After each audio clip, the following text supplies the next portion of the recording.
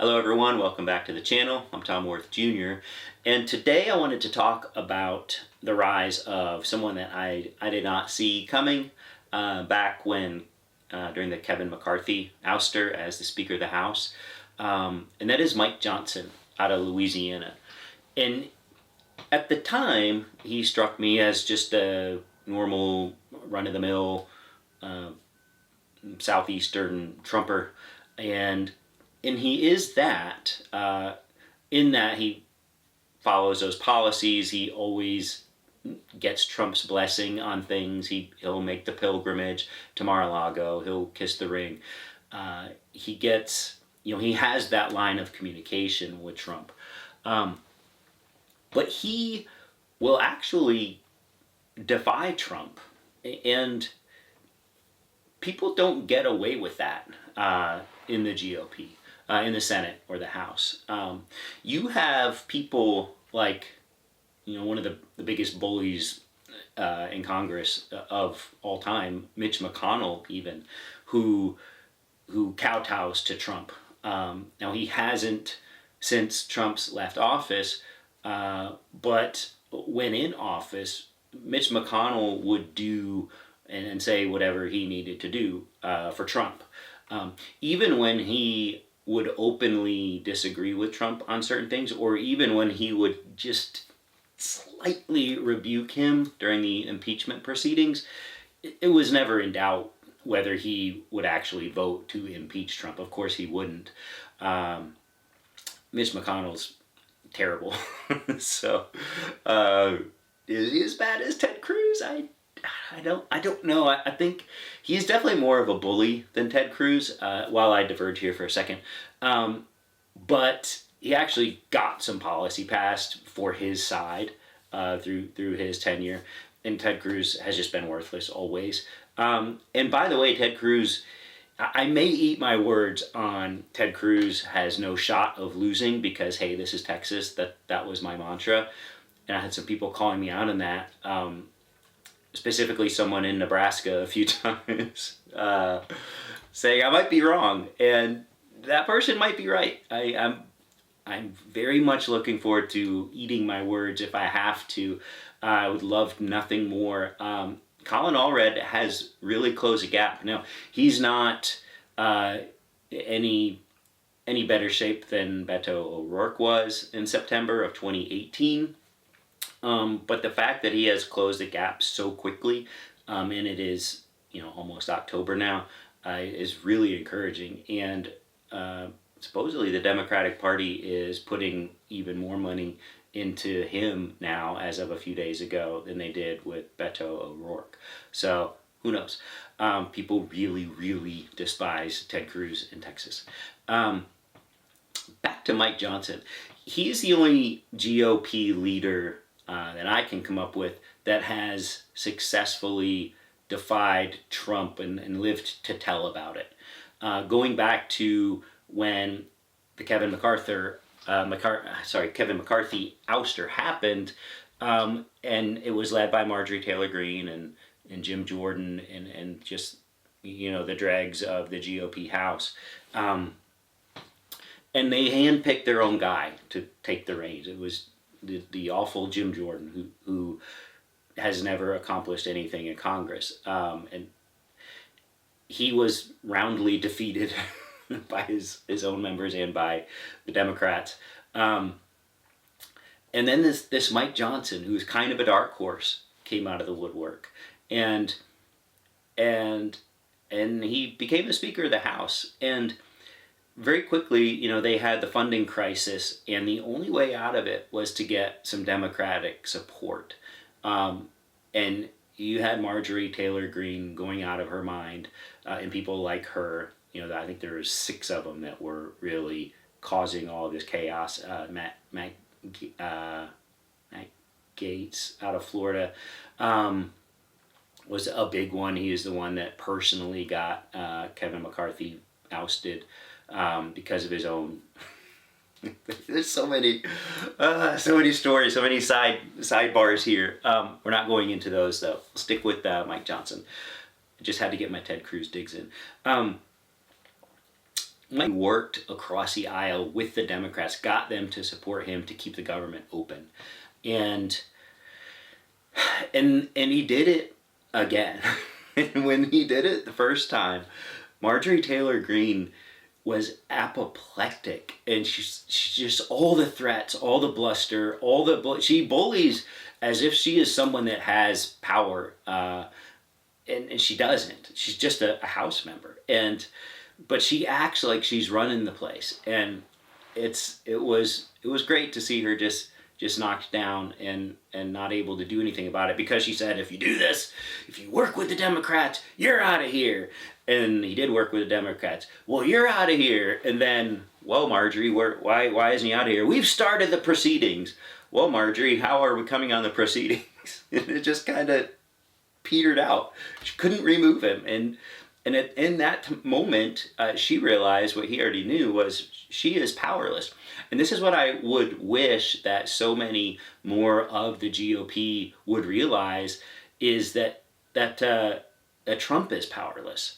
And that just because he yells and screams and the cameras follow him around and he makes up a bunch of stuff, it doesn't grant him any power.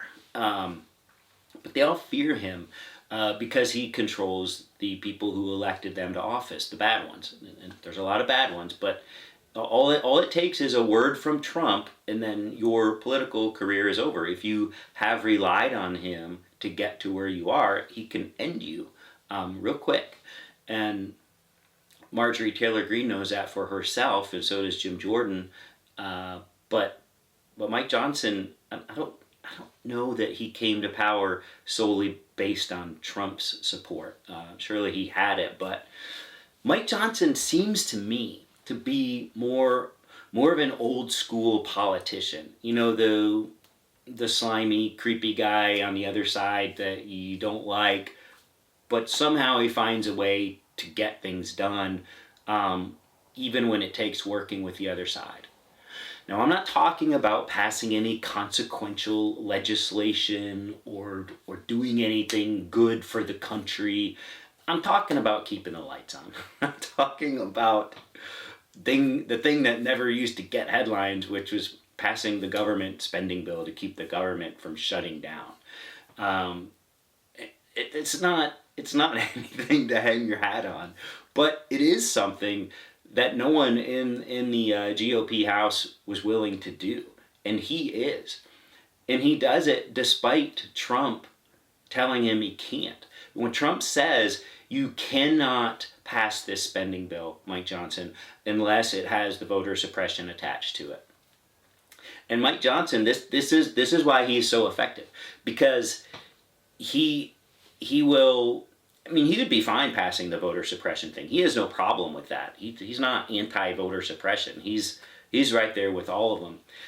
But he will tell Donald Trump, oh, okay, sure. And he'll make the statements.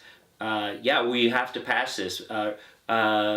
Protecting against voter fraud is one of the two purposes that Congress exists, and it isn't.